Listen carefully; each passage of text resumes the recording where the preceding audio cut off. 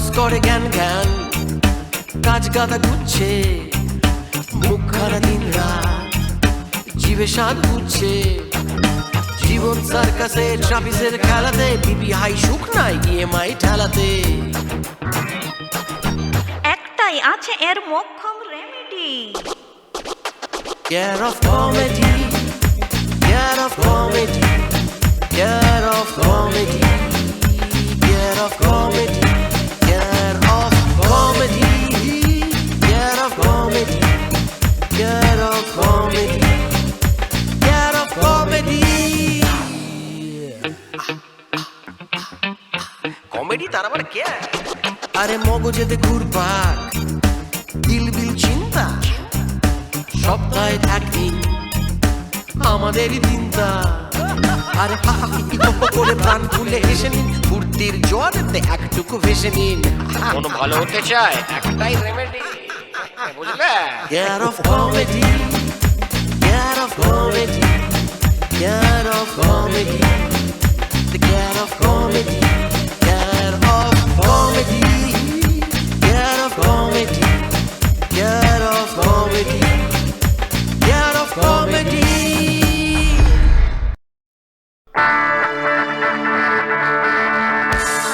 শোনো মন বলি তোমায়, সব করো প্রেম করো না, প্রেম যে কাঁঠালের আঠা, আর লাগলে পরে ছাড়েন না।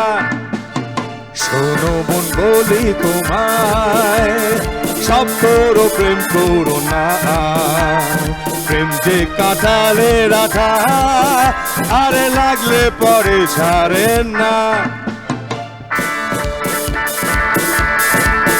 দিনে কাজ রাতে ঘুম কেড়ে নেবে সে প্রীতি, ছাড় খায় করে দেবে যেমন করে দিনে ডাকাতি।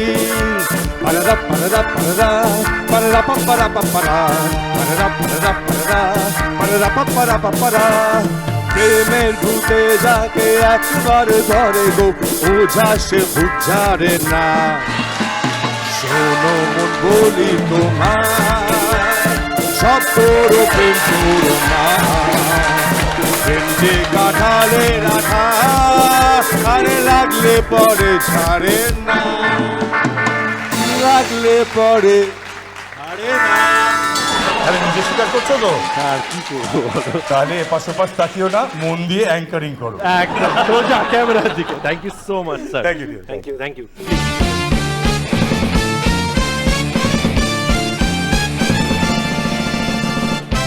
এরা যে এই গানটা এক্সিকিউট করতে পেরেছে, এটাই আমার দেখে অবাক লাগে। You have to say anything to them, মানে ওরা খুব নার্ভাস ছিল তোমার সাথে। না, কমেডি শোতে যেমন মিউজিশিয়ান থাকা উচিত, মানে খুব কমিক্যাল।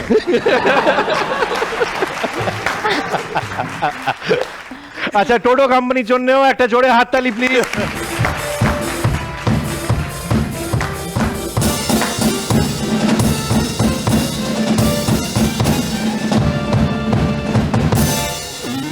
এত বাড়ালে তো আমি তো এরকম এরকম এরকম ছোট রাখতে হবে। ছোট ছোট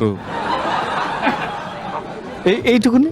তোমরা পার্কস থেকে যাও একবার, তোমরা স্যামের সাথে দেখা করো, তোমরা বুঝবে মিউজিক। অম্বরীশকে আমি অম্বরীশ কিছু একটা তুমি বলো, আমি ছেড়ে চলে যাবো। অম্বরীশ ওদের চোখ মুখে এত মায়া না, হ্যাঁ একবারে শিশুদের মতো, ওদের আমার বকতেও খারাপ লাগে। নমস্কার, আবার চলে এসেছি আপনাদের ফেভারিট বাংলার একমাত্র স্ট্যান্ড আপ কমেডি শো, যার নাম কেয়ার অফ কমেডি। 8 থেকে 80 যুদ্ধ হবে হাসি।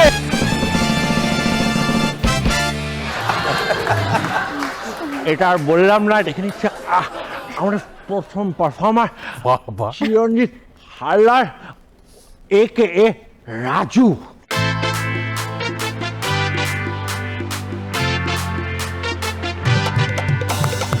এই টোটো কোম্পানি জিন্দাবাদ। জাজিস, নমস্কার। আমি রাজু না, আমার নাম কাজু। কাজু, সরি সরি সরি সরি, ভুলে গেছি। হ্যাঁ, প্রথম অ্যাঙ্কারিং করলে এরকম হয়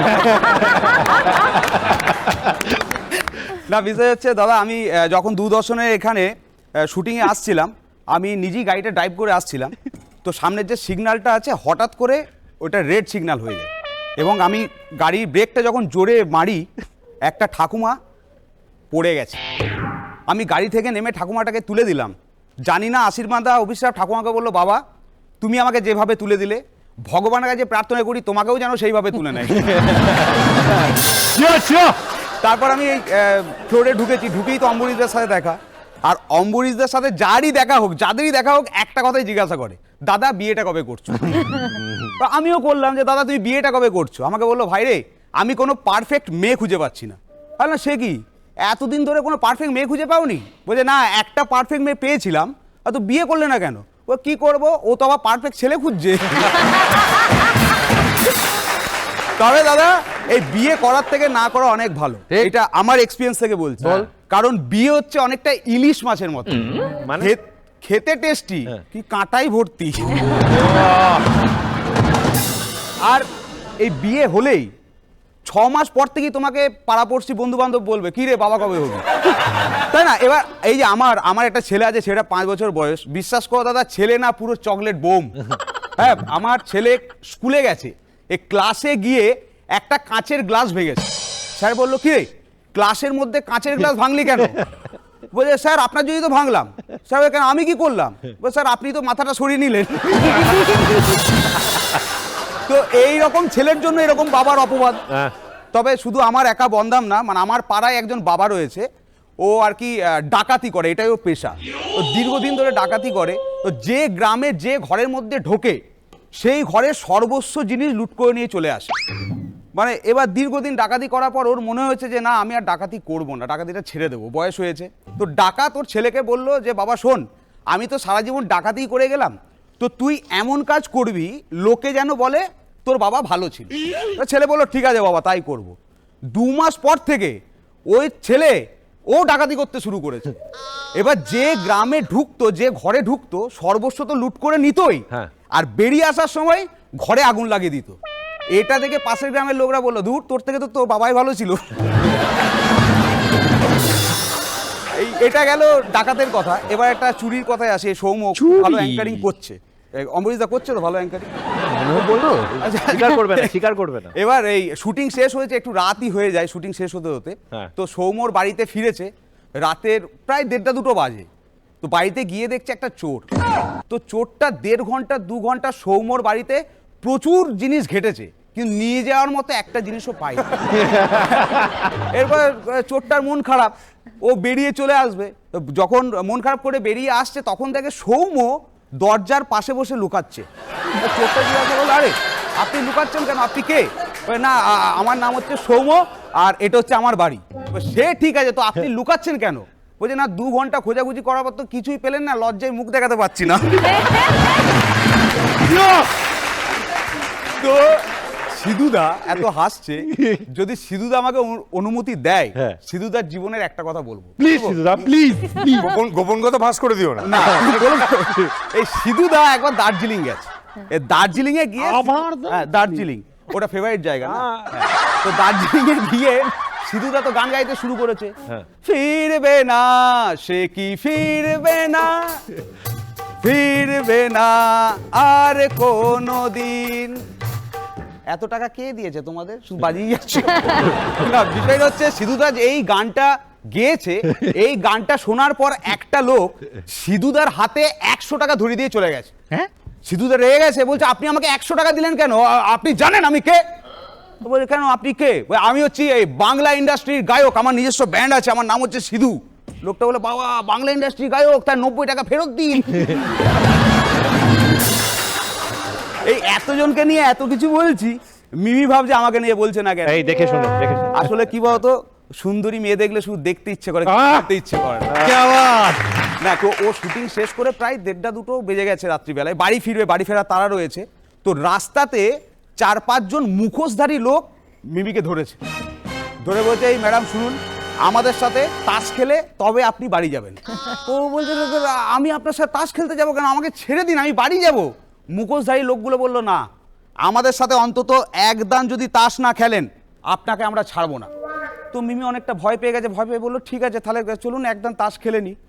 তো মুখোশধারী লোকগুলোর সাথে মিমি 1 দান তাস খেলেছে, 1 দান হয়ে গেছে। মুখোশধারী লোকগুলো বললো ঠিক আছে ম্যাডাম এবার আপনি বাড়ি চলে যান।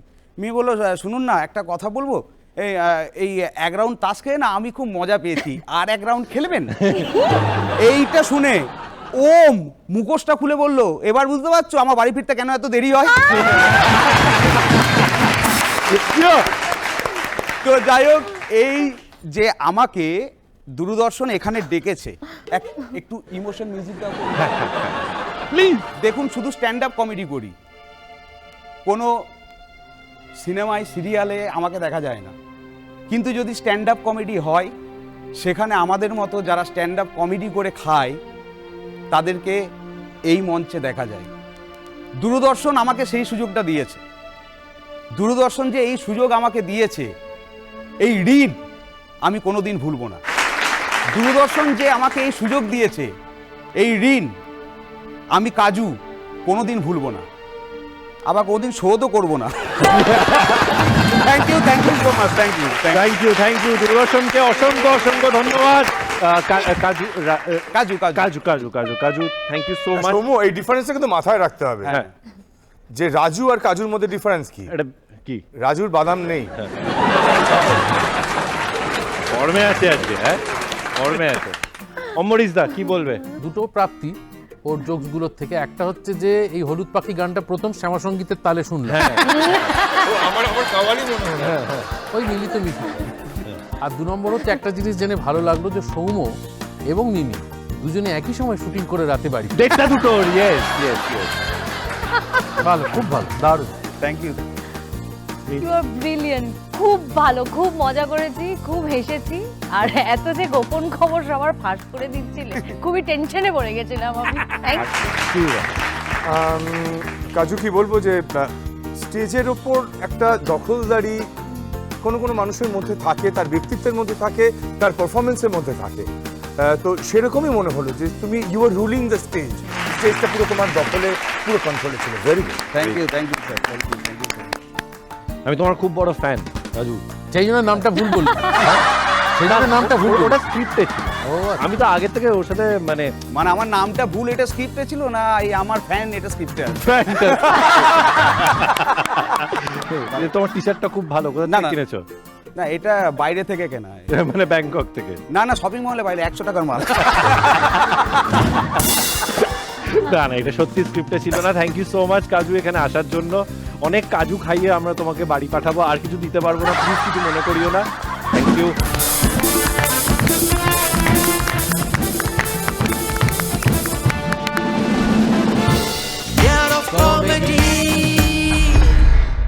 এবার শুরু করব মূল পর্ব। দেখে নেবো আমাদের প্রথম পার্টিসিপেন্ট, দত্তপুকুর, উত্তর 24 পরগনা থেকে দেবযানী রয়।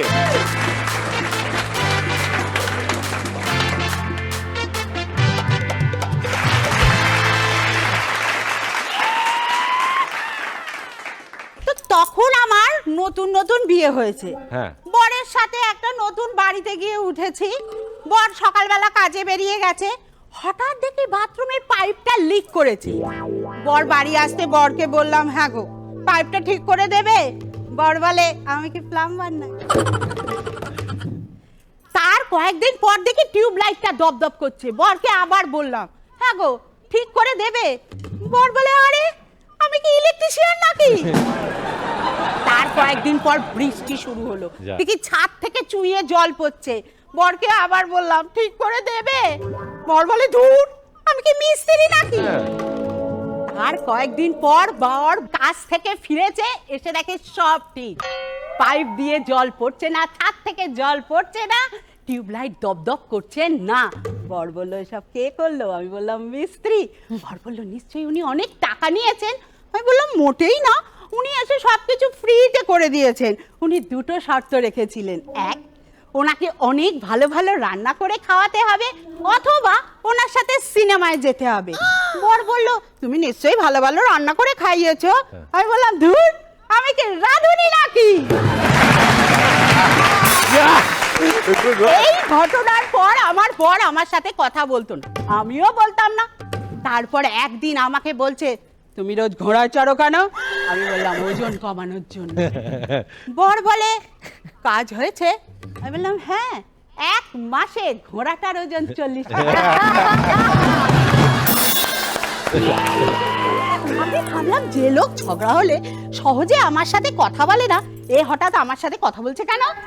তারপর দেখি আসল ব্যাপারটা, উনি এক সাধুর কথায় ইন্সপায়ার্ড হয়ে আমাকে একদিন বলছেন, তোমার থেকে আমার ছায়া আমাকে বেশি ভালোবাসে, আমি যেখানে যেখানে যাই আমার ছায়া আমার পেছনে পেছনে যায়।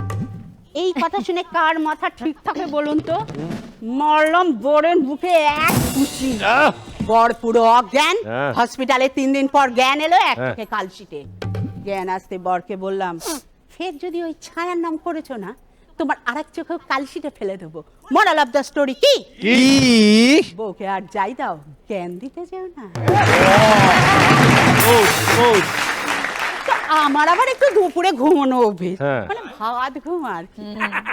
তো সেদিন ঘুমিয়ে স্বপ্ন দেখছি বর আমাকে একটা মুক্তোর হার এনে দিয়েছে।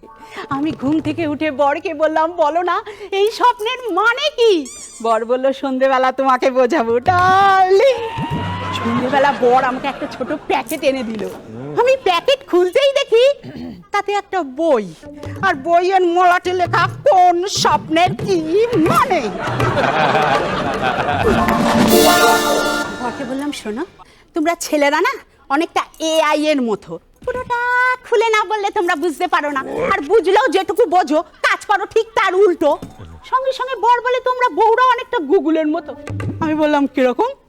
বলে, তোমরা কাউকে কোনো কথা শেষ করতে দাও না, তার আগেই 10টা সাজেশন দিয়ে দাও। কিন্তু এই হেন লোকের সাথে আমাকে ঘর করতে হয়, একে নিয়ে ডাক্তারখানায় যেতে হয়, তার জন্য আমাকে রিক্সাওয়ালার কাছে যেতে হয়। রিক্সায় উঠতে গেছি, বললাম, ভাই এখান থেকে ওই ডাক্তারখানায় যাব, তোমার ভাড়া কত? বলে, আপনার ওজন কত? আমি বললাম, মানে? বলে, কিলো প্রতি 10 টাকা দেবেন। বরকে টেনে নিয়ে অন্য একটা রিক্সায় উঠে ডাক্তারখানায় গেলাম। ডাক্তারবাবু ব্লাড টেস্ট করালো, দরকার হয় বয়স হয়েছে, সুগার মুগার হ্যানা ত্যানা, যাই হোক। তারপর ডাক্তারবাবু বললো, বাহ আপনাদের হাজব্যান্ড ওয়াইফের তো একই ব্লাড গ্রুপ। বর বলে, হবে না, এত বছর ধরে তো আমারই রক্ত চুষে চলে। এই লোকের সঙ্গে ঘর করা যায়? বাড়িতে গিয়ে আবার তুমুল ঝগড়া, ও একটা বলছি, আমি একটা বলছি, ও একটা বলছি, আমি একটা বলছি, ও একটা বলছি, আমি একটা বলছি, ঝগড়া চূড়ান্ত পর্যায়ে, মরলাম নকে আর এক খুশি। ভাবলাম, এই রে আবার অজ্ঞান না হয়ে যায়। বর বলে, এই যে ঘুষিটা তুমি আমায় মারলে সত্যি সত্যি না ইয়ার্কি মেরে? আমি বললাম, আমি সত্যি মেরেছি। বলে, তাহলে ঠিক আছে, ইয়ার্কি আমি পছন্দ করি। আপনারা এতক্ষণ ধরে আমার যে কথাটা শুনলেন, আপনারা হয়তো ভাবছেন আমি দাম্পত্য জীবনে ভীষণ অসুখী, কিন্তু তা নয়, আমি ভীষণ সুখী। আমরা সপ্তাহে 2 দিন রাত্রে ডিনার করতে যাই, তারপর ট্যাক্সি ভাড়া করে গান শুনতে শুনতে হাওয়া খেতে খেতে বাড়ি ফিরি। সপ্তাহে 2 দিন। বিশ্বাস হচ্ছে না? না। আপনারা আসবেন দেখবেন। জিজ্ঞেস করছেন সপ্তাহে কদিন? আমি যাই বুধবার আর আমার হাজবেন্ড শুক্রবার।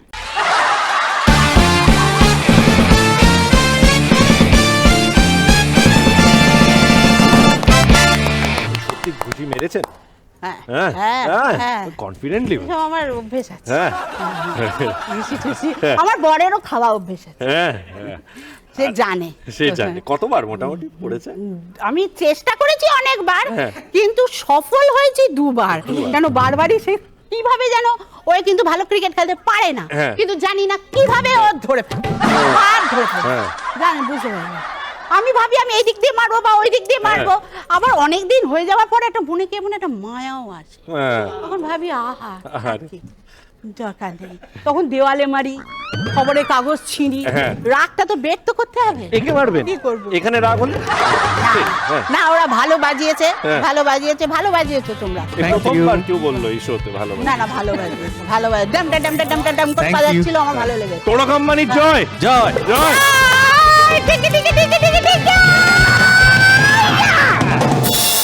অমরিসা, কিছু বলার নেই, অসাধারণ। আপনার যেমন অভিনয়, তেমন গলার মডুলেশন, তেমন পজের সেন্স, অদ্ভুত, অবাক করে দেবার মতো। হ্যাঁ, আর আরেকটা যেটা সবথেকে বড় গুণ, একজন আমি মনে করি যে কোনো পারফর্মারে, সে যাই করুক না কেন, সবার আগে নির্লজ্জ হওয়া প্রয়োজন।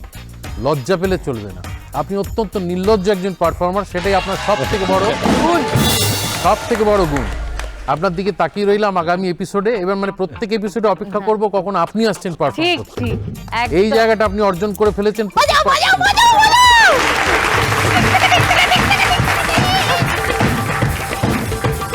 কাকিমা, কাকিমা, কাকিমা পরের জাজমি আমার হয়ে একটু দিদি, আমার মানাবে না একটু? হ্যাঁ হ্যাঁ, আরে আমার মানে আমি বলছি আমাদের, হ্যাঁ হবে না, তুমি একটু দেখবে না যতটা শো এগোবে আমাদের ব্যাপারটা। হ্যাঁ ঠিক আছে, হ্যাঁ তুই আমার দিকটা দেখবি। হরি ওম। চলো, আপনাকে দেখে মনটা ভালো হয়ে গেছে, চূড়ান্ত ভালো হয়ে গেছে, মানে এত আনন্দ পেয়েছি। আপনি একদম ইনফেকশাস, মানে আপনার অরাটা সাংঘাতিক, মানে এই যে মানে আপনি যেটাই করছেন সেটাই এত অনবদ্য, এত ভালো, আর এত মন থেকে, মানে একদম মনে হচ্ছে যে একদম মানে মন থেকে আপনি করেছেন পুরো পুরো বিষয়টা। আমার খুব ভালো লেগেছে, মানে কোনো খুঁত ধরার নেই, আমার কিচ্ছু বলার নেই, আমি শুধু মজা করেছি, আনন্দ করেছি, আর আপনার দিকে সত্যি আমি তাকিয়ে থাকবো। আপনি আমার সব থেকে ফেভারিট। আপনাকে নিয়ে তো কালচার টিপস নিচ্ছে মশাই। একটু একটু আপনার সম্বন্ধে জানতে ইচ্ছে করছে। আপনি কি এই প্রথমবার ক্যামেরার সামনে, নাকি না আপনি স্টেজ করতে অভ্যস্ত, নাকি বাড়িতে করেন? অনেকে বলে যে আমি বুঝি থিয়েটার করেছি, কিন্তু আমি জন্মে কোনোদিন থিয়েটার করিনি। প্রথম 48 বছর বয়সে আমি একটা কমেডি শোতে অডিশন দিয়েছিলাম এবং ডাইরেক্ট ঢুকে গেছি। কাকিমা, আমার বাড়ির লোকও হতাশ, কারণ এরকম সাধারণত হয় না। তারা ভেবেছিল যাচ্ছে যাক, এর ঠ্যাঙে যা প্রবলেম, এগুলো কে নেবে। কিন্তু আমি যাই না, খোঁড়াতে খোঁড়াতে হলেও আমি পৌঁছে গেছি, এবং যারা আমাকে সুযোগ দিয়েছিল তাদেরকে, এবং আজ এইখানে আমি এসেছি এবং সবাইকে দেখে দেখে বাজাও।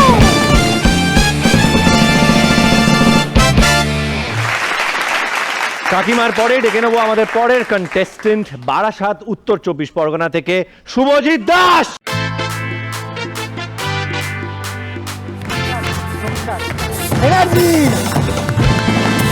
তো বর্তমান দিনে সবার যে সমস্যা, চুল পড়ে যাচ্ছে, তো আমারও চুল পড়ে যাচ্ছে। তো সেদিন ডাক্তারের কাছে গেলাম, গিয়ে দেখি ডাক্তারের নিজেরই টাক। তো একটা জিনিস উপলব্ধি করলাম, টাকই আসল আভিজাত্য, আর চুল সে তো গরুর লেজেও থাকে।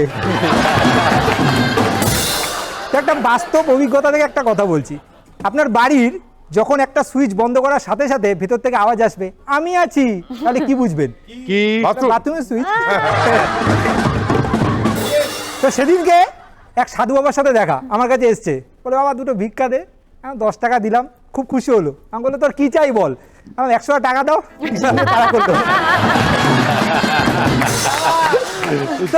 আমাদের বয়সী ছেলেপেলের যা স্বভাব, যখন কোনো সুন্দরী মেয়ে বলে তুমি পুরো পাগল আছো, পাগল, তখন কি বলি? আমি তো তোমার জন্যই পাগল হয়েছি সোনা। আর যখন এই কথাটাই কোনো ছেলে বলে, তখন কি বলি? কি? তুই পাগল, তোর বাপ পাগল, তোর ফ্যামিলি পাগল। মোরাল অফ দ্য স্টোরি কি? পাগল নাকি সব শুনে সমাজ। তো বিদেশে যখন কোনো বন্ধুরা মিলে চিড়িয়াখানায় বেড়াতে যায়, তখন ধরুন একটা মাংকিকে দেখলো, বলো দিস ইজ মাংকি। একটা বাঘকে দেখলো, বলে দিস ইজ টাইগার। আর এইটাই যদি আমাদের বাঙালিদের কেউ যায়, তখন কি হবে? পাশের বন্ধুকে দেখে বলবে এ কালি, ওই দেখ তোর বাবা ঘুমাচ্ছে।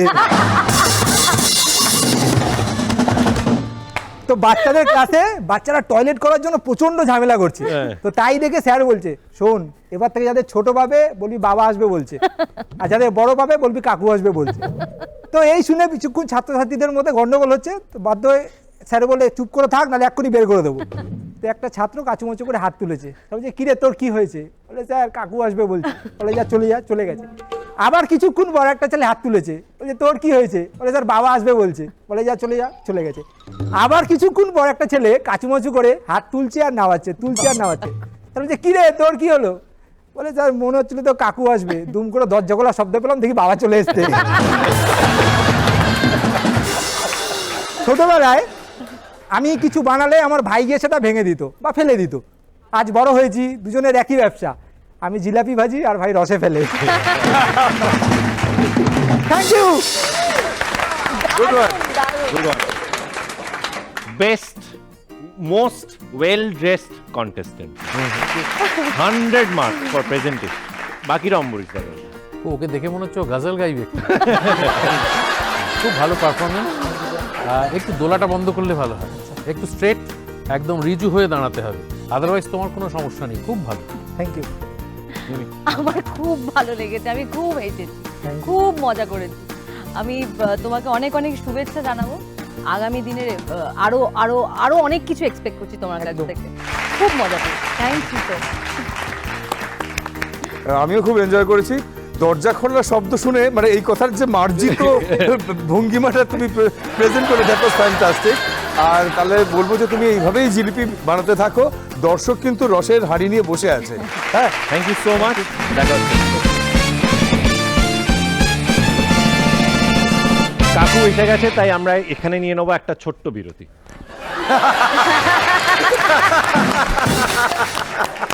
Year of comedy. ডেকে নেবো আমাদের পরের কন্টেস্টেন্ট কাকদ্বীপ থেকে। দ্বীপ, কাকদ্বীপ, দ্বীপ, কাকদ্বীপ, কাকদ্বীপ, কাকদ্বীপ, দ্বীপ, কাকদ্বীপ, কাকদ্বীপ, কাকদ্বীপ, দ্বীপ, কাকদ্বীপ, দ্বীপ। জাজেস, আরে সরি, এই যাচ্ছিস না এইদিকে। হ্যাঁ ভুলে গেছি, নাম্বার তো ওদিক থেকে আসে। কি ক্যামেরা! আমি কাকদ্বীপে থাকি, ওই যে বললো সবাই ভাবে ওখানে তাকালে এত জল দেখা যায়। আমি এরকম করে তাকাচ্ছি, ভাবছি এখানে হয়তো জল থাকবে। বললো আমি কাকদ্বীপে থাকি, আমার নাম বললো। যেটা বলেনি, আমার বয়স 23 বছর। প্রচণ্ড একটা কনফিউজিং এজ। 25-এর ওপরে সবাই বলে যে বিয়ে করো, 21-এর নিচে বলে পড়ো। 22, 23, 24 কিছু বলতেই পারছে না। আমি ভাবি যে আমার এনজয় করা উচিত, তখন মনে হয় রেসপন্সিবিলিটি নিতে হবে। রেসপন্সিবিলিটি নিতে গেলে মনে হয় হাঁটুর ব্যথা, বুড়ো হয়ে যাচ্ছে। আমার যে এজ গ্রুপ, সেখানে এইচএসে পড়া ছেলে আর তার বাবা দুজনেই আমার বন্ধু। একজনের জয়েন্ট এন্ট্রান্স, আর একজনের জয়েন্ট পেন। আমি যে এজ গ্রুপে আছি সেখানে আমার 4টে বন্ধু আছে। 4জন 4 রকম। একজন চাকরি করছে, একজন ব্যবসা করছে, আরেকজন মাস্টার্স করছে, একজন যাচ্ছে তাই করে বেড়াচ্ছে। আমি কাজবাজ করছি, তো সেখানে আমি দেখি আমার আশেপাশে যারা আমার চেয়ে বয়সে বড় খানিকটা, তারা আসে, তাদের ইএমআই আছে, তারা বাড়ির ইএমআই দিচ্ছে, গাড়ির ইএমআই দিচ্ছে। আমাকে বস বলে তোমার টাকার কি দরকার? আমি দেখুন, টাকায় শান্তি কেনা যায় না, কিন্তু একটা গোয়া ট্রিপ কেনা যায়। আমি এমন একটা এজ গ্রুপে আছি যেখানে আমার অ্যাক্সিডেন্ট হলে আমার ভয় লাগে না। আমার ভয় লাগে অ্যাক্সিডেন্টের পর বেঁচে গেলে বাবাকে কি করে বলবো 10:30টায় রুবির মোড়ে কি করছিলাম।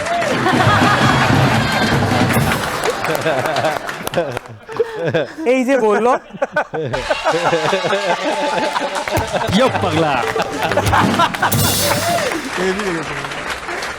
এই যে বললো আমার বাড়ি কাকদ্বীপে, তো কাকদ্বীপ সবাই জানেন মোটামুটি। হ্যাঁ, লোকজন যায় রে।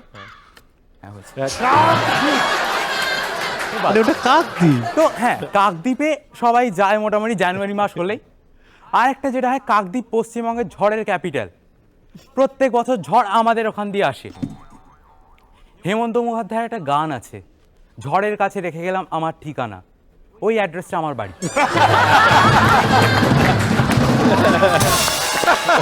আমার বাবা সরকারি চাকরি করে, সরকারি স্কুলের টিচার।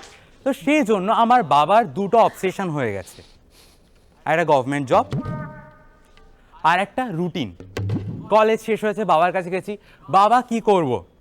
আমার বাবা বললেন গভর্নমেন্ট জব করো, তবে সেটার জন্য ডিসিপ্লিন দরকার। একটা রুটিন বানিয়ে নাও, সকালে ওঠো, এক্সারসাইজ করো, ব্রেকফাস্ট করো, পড়তে বসো। আমি কমাস বাদে একটা প্রোডাকশন হাউসে জয়েন করলাম এমনি কাজের জন্য। বাবার একটু মন খারাপ হলো। বাবা বলল ঠিক আছে বাবু, তোমার মন অনুযায়ী কাজ করেছো, তবে এই লাইনে থাকতে গেলে ডিসিপ্লিনের দরকার। যেটা করবে একটা রুটিন বানাও, সকালে উঠবে, এক্সারসাইজ, তারপরে বাকি কাজ। ওদের সাথে কাজ করলাম, ওরা টাকা না দিয়ে তাড়িয়ে দিল। সুমদা রিলেট করলে নাকি? Absolutely relate. তো আমি বাবার কাছে গেছি কাঁদতে কাঁদতে। বাবা বলল, দেখো এই লাইনে লোকরা ভালো হয় না, এরকম আজে বাজে কাজবাজ করে। তুমি এক কাজ করো, কাল থেকে একটা নতুন শুরু করো, গভর্নমেন্ট জবের প্রিপারেশন নাও, তার জন্য একটা রুটিন বানাও। তো আপনাদের কি মনে হয় আমি এখানে কি করে এলাম? কি করে? অডিশন দিয়েছিলাম, সিলেক্ট হয়ে গেছি। তবে আজকে সকালে উঠেছি, উঠে exercise, breakfast, just love you all.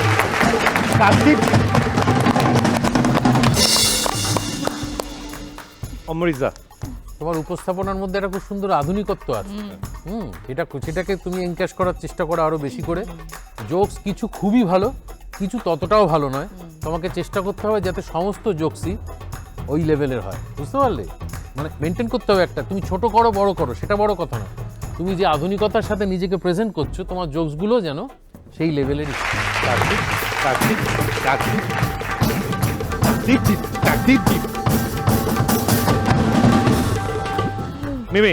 দীপ, অম্বরীশ দা বলেই দিয়েছেন সবই। তো আমি শুধু বলবো আমার তোমার স্টাইলটা খুব ভালো লেগেছে, তুমি এই স্টাইলটা ধরে রেখো।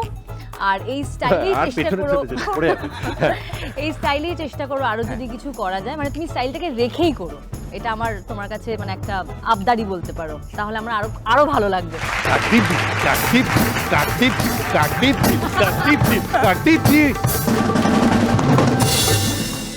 রকস্টার, ওর তোমার স্টাইলটা ভালো লেগেছে, আমার তোমার স্টাইলটা খুব ফানি লেগেছে। আর তুমি যে এজ গ্রুপে রয়েছো সেখানে এসে ফার্স্ট এপিসোডেই এত সুন্দর পারফর্ম করলে, এত এন্টারটেইন করলে আমাদের, তো আমার মনে হয় তুমি এই কম্পিটিশনটা তুমি আরো দূর এগোবে। তার জন্য তোমায় যেটা করতে হবে একটা রুটিন বানাতে।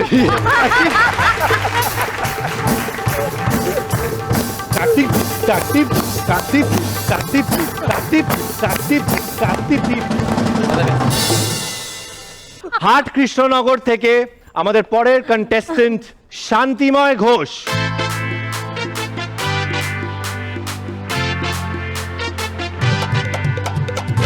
অমরিশদা কি জ্বালা! আরে না না, আমার না, গজালেদার। তো গজালেদার বিবাহ বার্ষিকী, গজালেদা বৌদিকে নিয়ে গেল স্টুডিওয় ফটো তুলতে। তো সেখানে দুজনের বসার ভঙ্গিমা দেখে ফটোগ্রাফার গজালেদাকে বলল, ভাই দাদা আপনি আর বৌদি যদি দুজন পাশাপাশি মানে ক্লোজলি বসেন তাহলে ফটোতে একটা বাস্তবতা ফুটে আসবে। এই শুনে গজালেদা রেগে গিয়ে বলল, হতভাগা তুই তোর কাজ কর, আর যেটা দেখছিস সেটাই বাস্তব। তো আমি সেদিন পার্কে গেছিলাম, তো পার্কে একটা নোটিশ বোর্ড পড়লাম। নোটিশ বোর্ডে লেখা ছিল যে নিজের গার্লফ্রেন্ডের নাম পার্কের গাছে গাছে খোদাই করাচ্ছে। আরে গার্লফ্রেন্ডের নামে একটা গার্লফ্রেন্ডের বাড়ির সামনেই গাছ লাগান, আর তাতে জল দেবার বাহানায় গার্লফ্রেন্ডের মুখটা তো প্রত্যেকদিন একবার করে দেখতে পাবেন। জানি না লেখাটা পড়েই মনটা কি হয়ে গেল। বাড়ি ফিরে গার্লফ্রেন্ডের কথা চিন্তা করতে করতে বাড়ির সামনে 3 বিঘা জমিতে আখ গাছ লাগিয়ে দিলাম। আচ্ছা সবাই জানেন যে জাতীয় পাখি হলো ময়ূর, আর জাতীয় পশু হলো বাঘ। আচ্ছা বলুন তো জাতীয় রোগ কি? জাতীয় রোগ হলো শরীরটা বেশ ভালোই আছে। আচ্ছা এই রোগের জাতীয় ওষুধ এবার কি বলুন তো? চুপ করে শুয়ে থাক, সব ঠিক হয়ে যাবে। হে ভগবান তোমার কি লীলা! ভেবে দেখবেন কলা খেলে হাড় শক্ত হয়, আবার ওই কলার চালেই হোড় খেয়ে গেলে হাড় ভেঙেও যায়। যুগের কি মহিমা, যুগের কি মহিমা! আগেকার দিনের মানুষ সফল হতো আর এখন ভাইরাল হয়। তো গজালেদা সেদিন বাজারে চিৎকার করে রাখছে, আরে নিয়ে যান বাই 1 গেট 1 ফ্রি, আরে নিয়ে যান বাই 1 গেট 1 ফ্রি। তো আমি গিয়ে জিজ্ঞাসা করলাম, ও দাদা আরে কি কিনলে কি ফ্রি গো? বললো দেখছিস না মূলো কিনলে শাক ফ্রি। সময়ের সাথে সাথে আমরা ভাবতে থাকি যে সময় আমার একদিন আসবে। ধরুন বয়স যখন আমার 18 ছিল বা আমাদের ছিল, তখন আমরা ভাবতাম যে আমার সময় আসবেই। তারপর বয়স যখন 25 হলো তখন ভাবলাম যে আমার সময় আসবেই। তারপর বয়স যখন 40 তখনও ভাবলাম আমার সময় আসবেই। তারপর বয়স যখন 60 হলো, আরে তখনও একই ভাবনা, আমার সময় আসবেই। তারপর সত্যি একদিন সময় এলো, হাসপাতালে ডাক্তার বাড়ির লোকেদের বলল যে ওনার সময় এসে গেছে, এবার আত্মীয়দের খবর দিন। তো গজালেদা অ্যাম্বুলেন্সে কল করলো, ভাই দাদা তাড়াতাড়ি আসুন, আমার বন্ধু প্রচণ্ড বড় অ্যাক্সিডেন্ট করেছে, ওর নাক মুখ দিয়ে প্রচণ্ড রক্ত বেরোচ্ছে, মনে হচ্ছে যেন ঠ্যাংটাও ভেঙে গেছে। তো অ্যাম্বুলেন্স চালক বললো, দাদা আপনি শান্ত হন, আমি আসছি, আপনি যেখানে আছেন সেখানেই দাঁড়ান। আচ্ছা দাদা আপনি কোথায় আছেন একটু বলবেন? দাদা বললো, আমি এই কাঁকরডাঙ্গা মোড়ের অন্নপূর্ণা মার্কেটের কাছে দাঁড়িয়ে আছি। দাদা বললো, ঠিক আছে দাদা, আপনি ওখানে দাঁড়ান, আমি আসছি। আচ্ছা দাদা আর একটা কাজ করুন না, আপনি যে জায়গায় আছেন বললেন, তাহলে সেই জায়গার ওই অ্যাড্রেসটা যদি একটু স্পেলিং করে বলতে পারেন, তাহলে আপনি তাড়াতাড়ি গুগল ম্যাপ ধরে আপনার কাছে পৌঁছে যাব। এই শুনে ব্যাস গজালেদা আর কোনো উত্তর দিল না। ড্রাইভার 5 মিনিট ধরে হ্যালো দাদা শুনতে পাচ্ছেন, হ্যালো দাদা শুনতে পাচ্ছেন, হ্যালো দাদা শুনতে পাচ্ছেন করার পরেও কোনো কাজ হলো না। 5 মিনিট পর গজালেদা উত্তর দিল, ভাই দাদা দুঃখিত, সরি দাদা সরি, কিছু মনে করবেন না, আসলে আমি লজ্জায় কোনো কথা বলতে পারিনি, আসলে আমি যে জায়গার কথা বললাম যে আমি দাঁড়িয়েছিলাম সেই জায়গার বানান আমার জানা ছিল না, তাই আপনাকে আমি বলতেও পারিনি, তাই বাধ্যতামূলক বন্ধুকে টানতে টানতে এখন বাস স্ট্যান্ডে এনেছি, এবার বানান লিখতে পারে।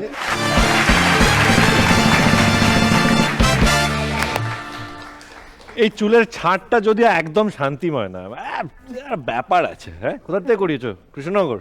না, আমি কাজের সূত্রে যেখানে থাকি সেখানে করিয়েছি। কোথায় থাকো? বিষ্ণুপুর, যেটা মন্দির নগরী বিষ্ণুপুর বাঁকুড়ার, হ্যাঁ ওই বিষ্ণুপুরে। আচ্ছা আচ্ছা, ভেরি গুড। এর আগে লাইভ শো করেছো, স্টেজ শো করেছো? না না, এটা প্রথমবার? প্রথমবার। এই জোরে হাততালি ওর জন্য। অম্বরীশদা? প্রথমবার হিসাবে ভালোই, তবে একটু ভয় পাচ্ছিলে মনে হচ্ছিল। প্রথমবার হতেই পারে, আমাদেরও হতো যদি দাঁড়াতাম। সেই ভয়টাকে একদম কাটিয়ে ফেলতে হবে।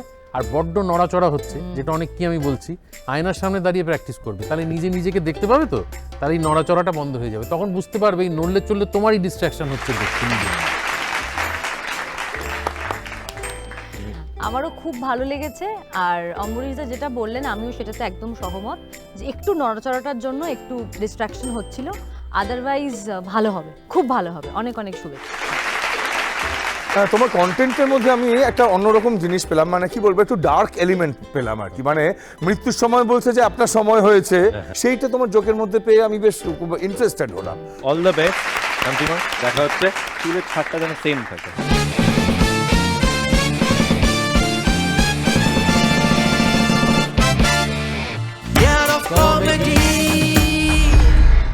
আজকের পর্ব অলমোস্ট শেষের দিকে, ডেকে নেব আমাদের এই পর্বের লাস্ট পার্টিসিপেন্ট, চুচুড়া হুগলি থেকে বিবেক সেন।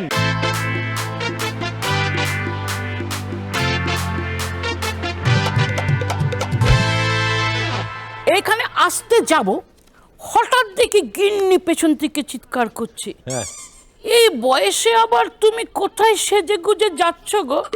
আরে না গো, আজকে দূরদর্শনে যাব। দূরদর্শনে? ওখানে আবার কিসের ছকছকানি? না গো, ডিডি বাংলায় লোক আসাতে যাচ্ছি।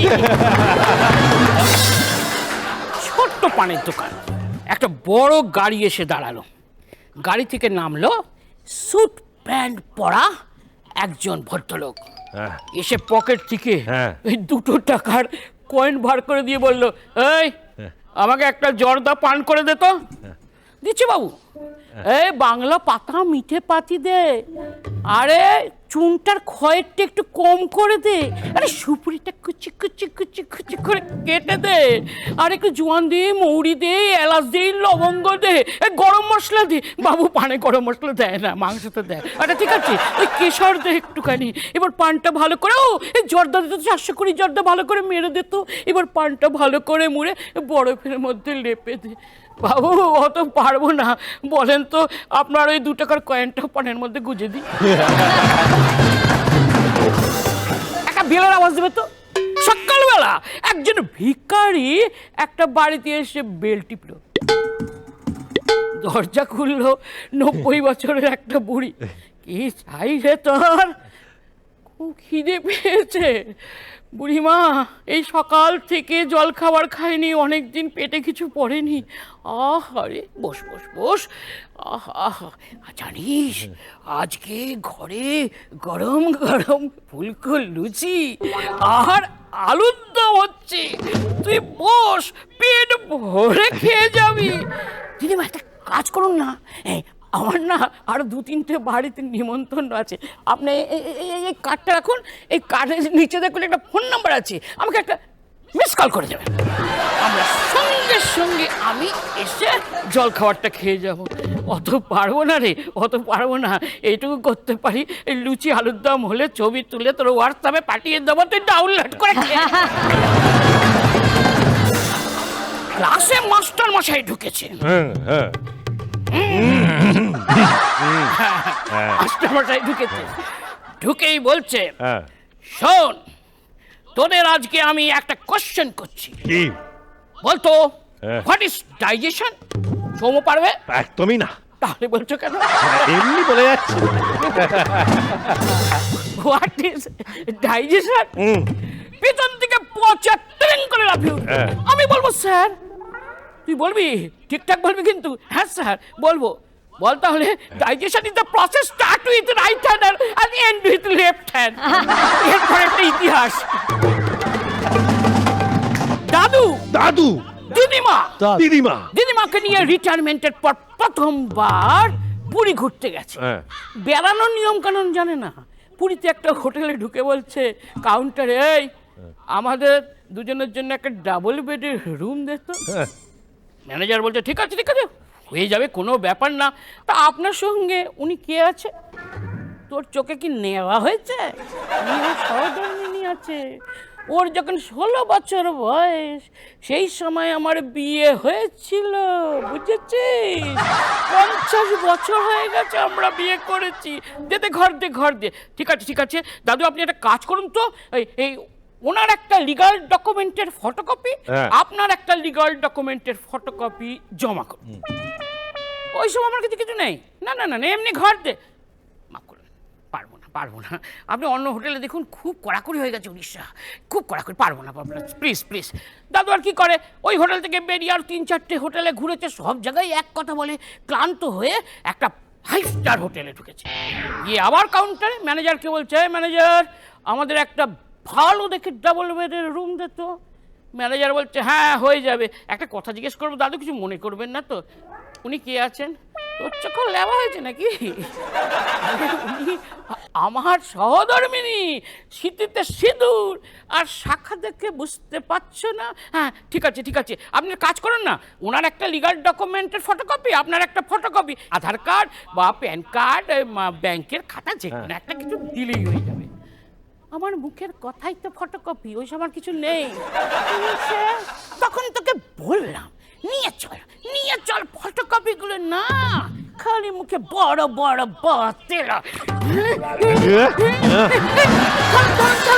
দিদিমা দাদু চুল ছাড়ুন, বুঝতে পেরে গেছি আপনি ওনার আসলে সহধর্মিনী, আমরা ফটোকপি। হ্যাপাদা খুব অসুস্থ, আস্তে আস্তে আস্তে আস্তে সুস্থ হচ্ছে। তা নার্সিংহোমের বেডে শুয়ে পা নাচাচ্ছে। ডাক্তারও বলে দিয়েছে কাল পরশুর মধ্যে আপনি একদম সুস্থ হয়ে বাড়ি ফিরবেন। খেপাদার পাশে ফুরুলি সুন্দরী নার্স বসে আছে। খেপাদা ফুরুলিকে দেখে বলছে, এই ফুরুলি শোনো না, যেদিন থেকে আমি এসছি না, তোমার মুখটা আমি ভুলতে পারবো না। কি সুন্দর তুমি, তোমাকে না আমি বুকের মধ্যে ঢুকিয়ে নিয়েছি। ডাক্তার বলেছে আজ কি কাল আমি বাড়ি যাব সুস্থ হয়ে। আমি বাড়ি গিয়ে কিন্তু তোমাকে বিয়ের প্রস্তাব দেবো, তুমি কিন্তু না করো না। ফুরুলি বলে না, খেপাবাবু বলে না, যেই ডাক্তার আপনার ট্রিটমেন্ট করছে না, সেও আমাকে ভালোবাসে, সেও বুকের মধ্যে ঢুকিয়ে নিয়েছে। যদি শুনতে পান আপনি উল্টাপাল্টা কথা বলছেন না, জিন্দেগিতে সুস্থ হয়ে বাড়ি ফিরতে পারেন। কলেজে একজন প্রফেসর তার প্রথম দিনে প্রথম ক্লাসে ঢুকেছে, ঢুকেই ধোঁয়াধার লেকচার। কি লেকচার, ঘন্টা পড়ে গেছে, 1.5 ঘন্টা ধরে লেকচার দিচ্ছে। তারপর উনি ভাবলেন এটা তো আমার প্রথম ক্লাস। আচ্ছা, আমি একটু ফিডব্যাক নিই না কেন ছাত্রছাত্রীদের? ছাত্রছাত্রী পুরো বসে আছে, ফিডব্যাকটা নেওয়া উচিত। একদমই না। তুমি যেমন করছো, আমরা ফিডব্যাকটা দিচ্ছি দুর্ধর্ষ একদম। তা প্রফেসর জিজ্ঞেস করে ছাত্রছাত্রীদের, তোমরা চোখ বুঝে না থেকে বলো তো আমি কিরম পড়িয়েছি। সাহস করে বলো না, কোনো ভয় নেই, কোনো ভয় নেই। আমি যদি খারাপ পড়াই সেটাও বলো, কোনো অসুবিধা নেই। সামনে থেকে এক ছাত্রী উঠে দাঁড়িয়ে বললো, স্যার আমি বলবো? হ্যাঁ বলো। স্যার আপনি মায়ের চেয়েও মহান, মা তো কেবল সন্তানদের ঘুম পাড়াতে পারে, আপনি পুরো ক্লাসকে ঘুম পাড়িয়ে দিয়েছেন।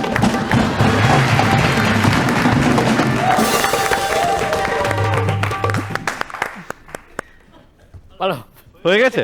একদম। ও আচ্ছা, বুঝতে পারছি। আপনার কণ্ঠে একটা মিহি ভাব আছে, সেটা আপনি এত সুন্দর ব্যবহার করছেন, যেটা দেখে আমার খুব ভালো লাগলো। একটা কনসেপ্ট আছে না যে গলায় বেস থাকলেই সে ভালো অভিনেতা, তা নয়। আপনার গলায় যে মিহি ভাবটা আছে সেটাই মডুলেশন করা অনেক বেশি সহজ, এবং সেটাকে আপনি পূর্ণ মাত্রায় কাজে লাগিয়েছেন আপনার পারফরমেন্সে। খুব ভালো, দারুণ লেগেছে। ভবিষ্যতে আপনার থেকে আরও ভালো পারফরমেন্স আশা করছি। আমারও খুবই ভালো লেগেছে, খুব আনন্দ পেয়েছি। আর আশা করছি আগামী পর্বে আপনার থেকে আরো আরো আমি মজার আরো কিছু এক্সপেক্ট করব। নিয়ে আসবো, বলে বলে নিয়ে আসবো। আমারও খুবই ভালো লেগেছে, এবং সবচেয়ে ভালো লেগেছে যে আপনার স্পিরিটটা, মানে একটা যোগ শেষ করার পরে পরেরটা আপনি যে উদ্যমে আবার শুরু করছিলেন, এবং সেটা প্রত্যেকবার যে নতুন যোগ শুরু হচ্ছে একটা স্পেশাল উদ্যমে, সেইটা আমার ভীষণ ভালো লেগেছে। মানে আপনার অনেক বলার আছে, আপনার অনেক পারফর্ম করার আছে, সেটা আপনি নিজেও ফিল করতে পারছেন, আমাদেরও ফিল করালেন। এটা বাজিয়ে দাও। দর্শকদের আবার মনে করিয়ে দিই যে আমাদের এখানে আছেন 31 জন পার্টিসিপেন্ট। তাদেরকে আমরা ডিভাইড করেছিলাম 5টা গ্রুপে।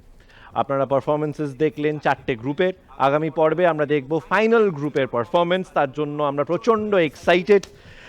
সবাইকে অসংখ্য অসংখ্য ধন্যবাদ দর্শকদের যারা আমাদের এই প্রোগ্রাম ফলো করছেন। 8 থেকে 80 যুদ্ধ হবে হাসি। কিন্তু যাওয়ার আগে একটা ব্যাপার আছে। কাজু, এইভাবে কি যাবো বলো? এইভাবে কি শো শেষ করা যায়? না, আমার মনে হচ্ছে সিধুদার গলাটা না শুকিয়ে গেছে।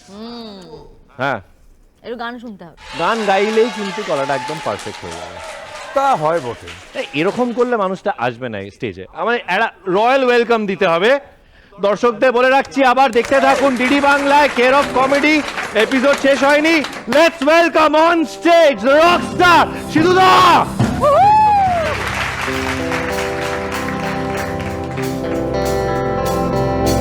ভিড়বে না, সে কি ভিড়বে না, ভিড়বে না আর কোনোদিন, ভিড়বে না, সে কি ভিড়বে না, ভিড়বে না আর কোনোদিন, ভিড়বে না, সে কি ভিড়বে না, ভিড়বে না আর কোনোদিন, ভিড়বে না, সে কি ভিড়বে না, ভিড়বে না আর কোনোদিন। কোনো কারণে চারুদা খবর পেয়েছেন গত রাত্রিবেলায় তার বন্ধুর নাকি কিছু একটা সমস্যা হয়েছিল, এই জন্য সে মদনকে জিজ্ঞেস করছে।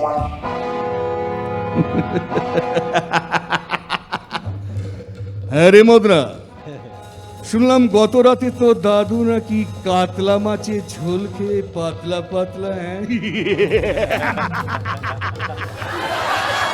সে কি আছে নাকি গেছে ডাক্তারখানায়? সমদা, বউ চাই হট, আর সংসারে আগুন লাগালেই দোষ। দাদা, এরকম তো চলতে পারে না। কিপ্টে ভদ্রলোক মারা যাওয়ার আগে তার স্ত্রীকে বলে গেছেন, দেখো মারা যাওয়ার পর আমার সব টাকা তুমি আমার সাথে কবরে দেবে। যথারীতি কদিন বাদে লোকটা মারা গেছে। ওনার কথা মতো ওনার স্ত্রী সব টাকা কবরে দিতে যাচ্ছেন। এমন সময় পাশ থেকে একটা ভদ্রলোক, দিদি এটা কি করছেন? আমার স্বামীর শেষ ইচ্ছে ছিল সব টাকা যেন ওর সাথে কবরে দেওয়া হয়। হ্যাঁ, এই শুনে লোকটা ভালো করে বাক্সের দিকে তাকিয়ে বলল, তা আপনার স্বামী সব টাকা এইটুকু একটা বাক্সে ধরে গেল? আরে না না, বাক্সে চেক রাখা, যখন দরকার ভাঙিয়ে নেবে।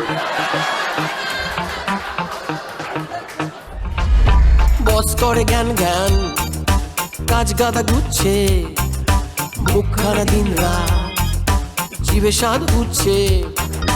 জীবন সার্কাসে ট্রাপিসের খেলাতে, বিবি হাই সুখ নাই ইএমআই ঠেলাতে।